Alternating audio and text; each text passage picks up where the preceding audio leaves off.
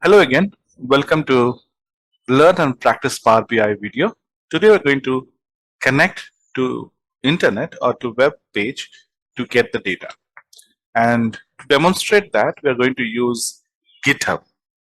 Now, this video is not meant to talk about GitHub. So don't expect too much of details about GitHub. But of course, we will touch briefly about what GitHub is, what all things you can do, what are the advantages, and of course, we will connect to GitHub and try to read a data set from GitHub. So at a high level, GitHub is a website. It's a cloud-based service that helps developers store and manage their code. And also you can track the changes. To understand exactly what GitHub is, you need to know two connected principles, that is version control and Git.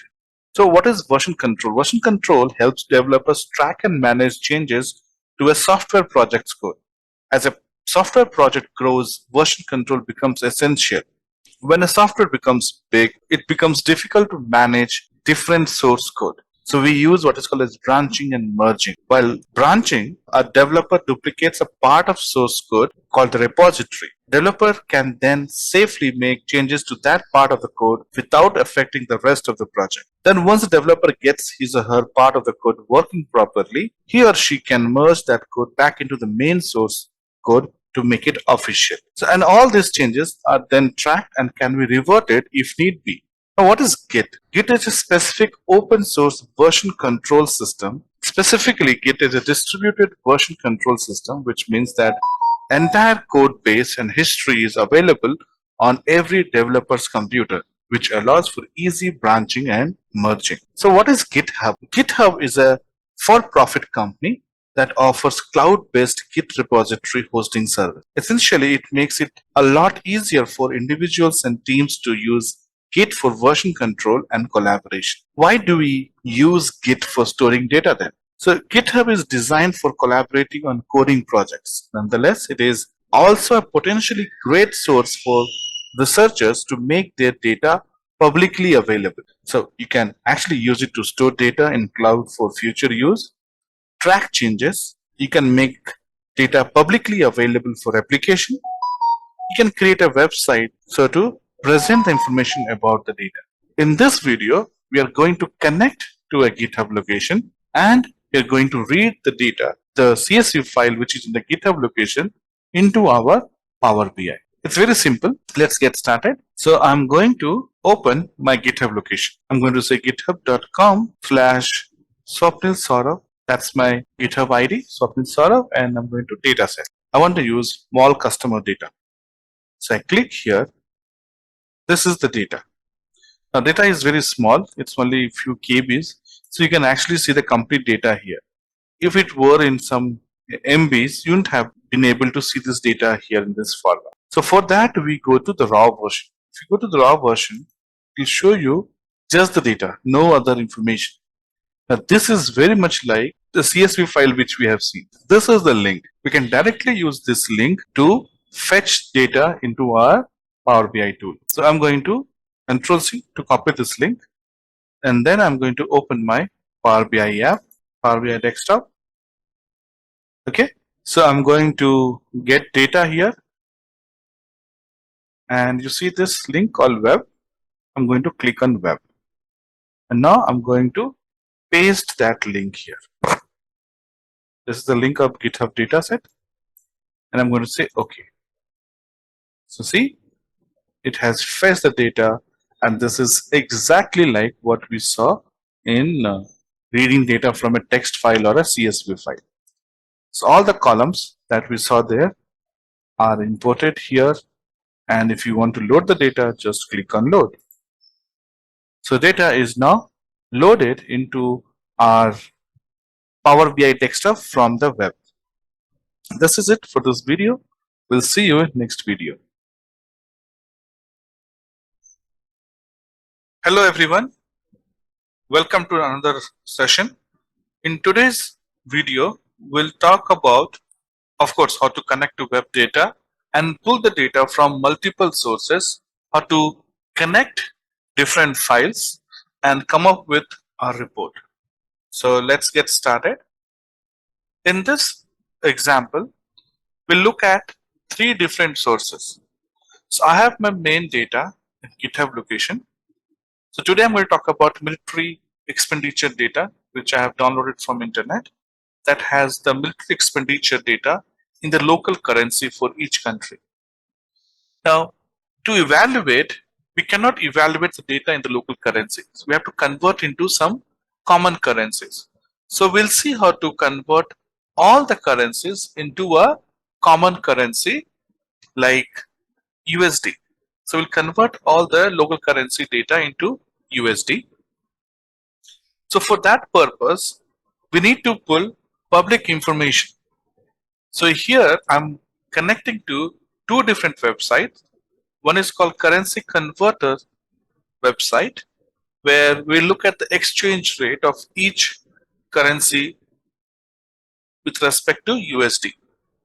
Now the main data has the country information, and the second website which I spoke about, Currency Converter, has the currency information. But there is no way to connect the country to the currency. So there's another website, Sport Historia, where I'm going to link the country type to the currency. So it's going to be an interesting exercise. Let's get started. So this is what I was talking about. The first data we have is called military expenditure. Today we look at military expenditure.csv file. We have Excel version as well. These files were just uploaded for this exercise. So let's click on this and see what kind of data we have. So here we have country, we have currency, the year. So we are looking at military expenditure for last 4 years. So we're looking at a military expenditure for last 4 years, 2018, 2019, 2020 and 2021. So for this exercise, we'll just look at expenditure of 2021. We'll not look at other years. We'll see expenditure here. Now each of these expenditure is mentioned in country's local currency. To analyze, we need to convert into some common currency. So I'm going to look at another website. Here is called Currency Converter. If you see here, it has each of the country here, and then you have ISO code. That's the ISO code for the currency, and the conversion factor for pound, euro, USD, Australian dollar, New Zealand dollar, and Canadian dollar. So we want to convert each of those expenditure into USD. So we'll pick the USD here. Now again, if you compare this data, here we have country name, okay, and if you look at this data, here we have ISO. Of course, these are not country names. My intention is to link this table with the previous table, but there is no common column which will connect these two tables. So for that reason, we are looking at third website. So this is list of all currencies in the world. So you have country here and you have ISO code here. So this is the linkage between country and ISO code. So I will look at the country from here, link it to the country listed in this table, and from this table I'll get the ISO code, and then I will move on to the currency exchange rate table here. So let's get started. I'm going to open my Power BI. I am on my Power BI. So first I'm going to connect to the GitHub. Now to get the raw data, we need to click on raw version of it. So let me click on the raw, and this is the link which I'll be using to connect from Power BI. So I'm in Power BI, I go to get data, I click on web, I paste the link, I say OK. So we have this data here. So I say transform data. So we have successfully pulled in first table. Here, of course, let's do some cleaning. Let's convert this first row into the column header. So I'm going to click as first row as column header. This is done. Now I don't need 20, 19 and 18 data. So I'll select them and I'll say remove columns. Remove columns. So gone. So we have country, currency, and year. This is already marked as integer. These two are text. This is what we want. So now we'll move to the next set of data. Now let's go here. I need to connect to this website to get all the currency information. So I come here and I copy this link. I'm back here on Power BI. Go to get data, web, and I paste the link. Okay, so we have got all the information from this website. So it has identified one table. So when you connect to websites, it will automatically identify the tables on the website. So if I click this, you can see the data here. It also gives you the web view. So you can go and see the web view to make sure that you're on the right website. So I come to the table view and the data looks good to me. So I'll say transform data. I'm going to say apply changes. Now I'm on foreign currency exchange table. First of all, the table name is too big. So I'll just say currency exchange. Let me add rates also. The rest of the text I'm going to delete it. Okay. So now we need to remove the column 1. So I'm going to say remove column and we will convert first row as headers. So now you see these headers are repeated here. Now this is good when you are on a web view because we keep scrolling the pages, so we need to see the header. But in Power BI we don't need it. So how do we remove it? So there are multiple options. One option is we go here and we say remove blank. So the blank rows have been removed. Okay. Now if you see the data type here, ISO is text, should be text, but this GBP should not be text. Now again, our intention is to convert into USD so we can get rid of all the other columns. But let's say we keep this, maybe in future we might have to convert to some other currency. So we'll keep all the columns, but we'll change the data type here. So you see the data type is text, so I'm going to change it to decimal number. Same thing we'll do with Euro, USD, Australian,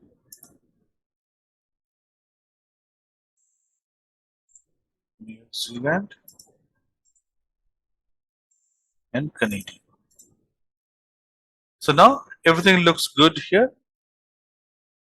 Now let's turn our attention to the third table. So we need something that will connect country to the ISO code.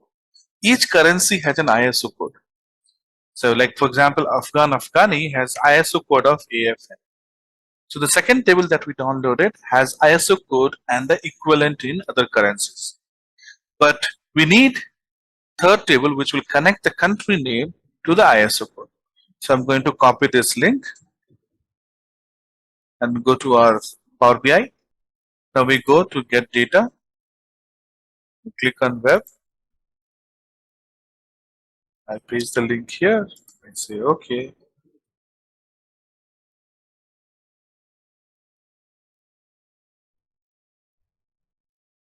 Okay, so we have two tables here. One is list of currency, ISO code, currency, and country. And the first one has country first, currency next, and ISO here. So I think we'll go with the second one. And I say transform data. So by mistake, we selected both the tables. So I'm going to remove one of them from here. I'm going to remove this from here.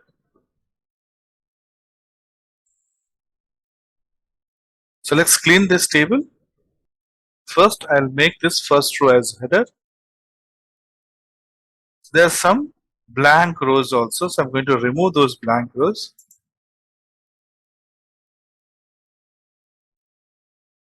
And we have ISO code, currency, and country.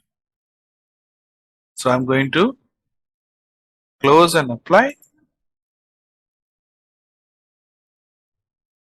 I'm going to say apply changes. So all the three tables that we have created from web are listed here. So if you want to see the relationship between them, you can go and click on this model option here. So I go and click on model. Now if you see here, the relationship have been created between these different tables. So we have military expenditure. This is connected to this because this has country, and cardinality, you see, it is 1 to 1. Each country has another one country in the list here. And then the list of countries is connected to our currency exchange rate table. So it has ISO code here and it has ISO. So it has connected ISO to ISO, and the cardinality is 1 to many. So exchange rate 1, and it has many corresponding values in list of countries, and which is possible because many country uses same currencies. So you'll end up getting 1 to many relationship. So now let's go and start building our report. So we have imported the data successfully. We have linked the tables successfully. Now it's time to practice and create some report. So I go to report section. So let's start building report. To begin with, we'll put an image to the background. So I'll go to format, page information. So page 1, we can give it a name here, military expenditure 2021. Go to background, we'll say browse image, and let's take this image. Transparency is 100%, we will change it to 0%. Click on refresh. Image is still not appearing. It's probably bigger than the screen size. So we'll go and click on fit. So we've got the header here. Now we will go to visuals and we'll select a table.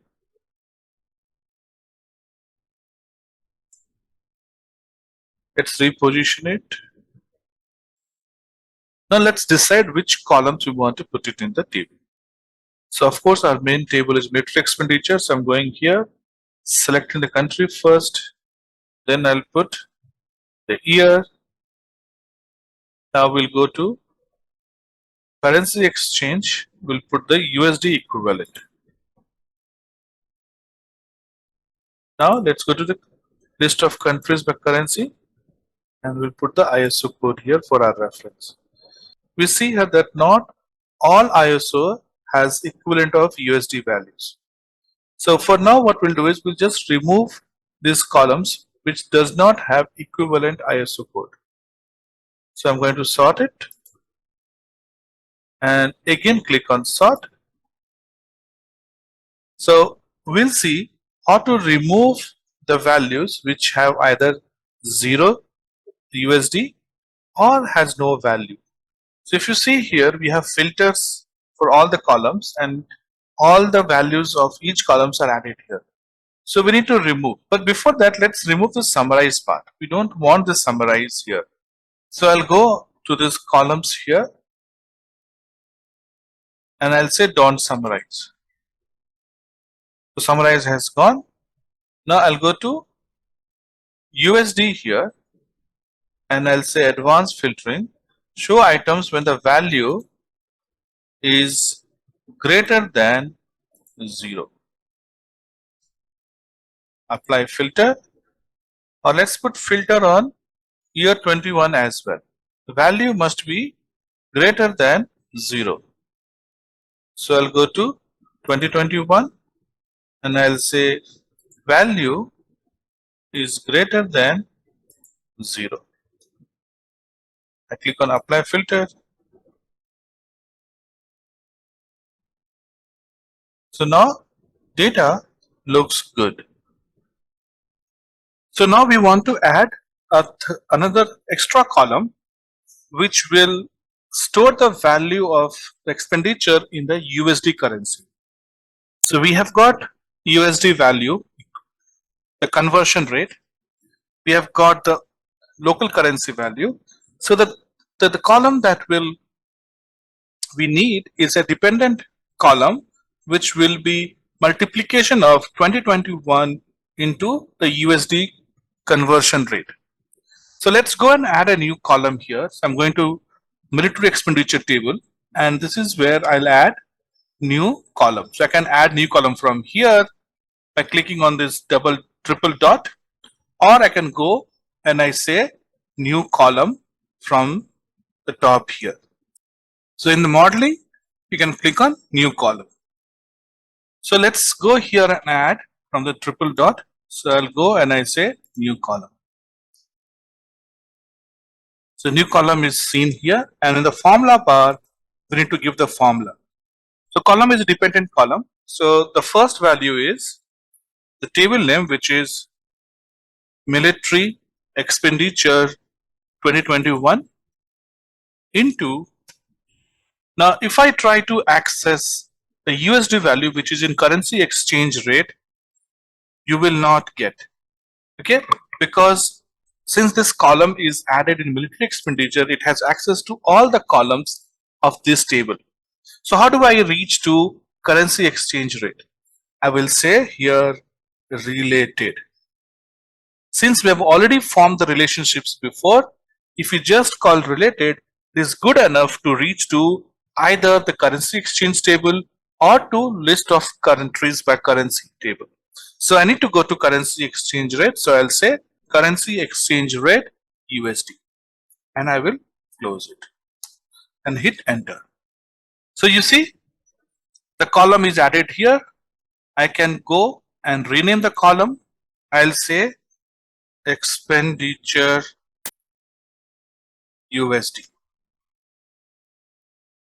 And now I'm going to check this box. It's not there here. So now you see, you have got the expenditure column here. I can remove the summarize, and I can even sort this value. So I can click on this option, or I can go here in more options. I'll say sort by expenditure. So we do not have USA in this data. You can see that China is the largest expenditure, followed by Russia, then India, then South Korea, Saudi Arabia, UK, so on.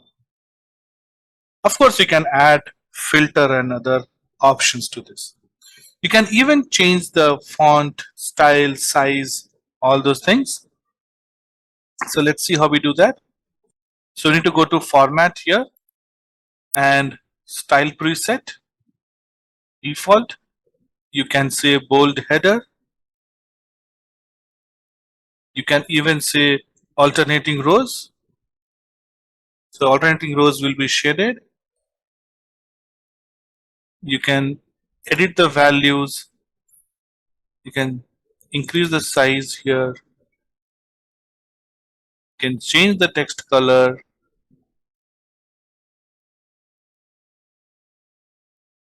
You can change the background color.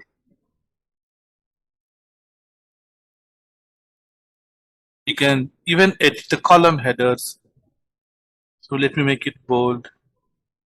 Let me increase the size of it. You can do center aligned, left aligned, or right aligned. So all these options you can explore and see the impact on the table. Our intention was to look at the web data and see how to use the web data to get information and present it in a reporting format. So that's why we did not focus on editing and cleaning the data. The United States is missing. It's because the table had USA and the website had United States. So they could not match the country name one to one. And that's why we saw that most of the countries had blank currency converter. So we could have gone and cleaned the data before proceeding ahead, but that was clearly not the intention for today's video. So that's why we didn't do. Of course, when we get into full practice, we'll do all those things and make sure that data is completely in a usable format before we move ahead. So with this, we end this practice session. We'll see you in next video.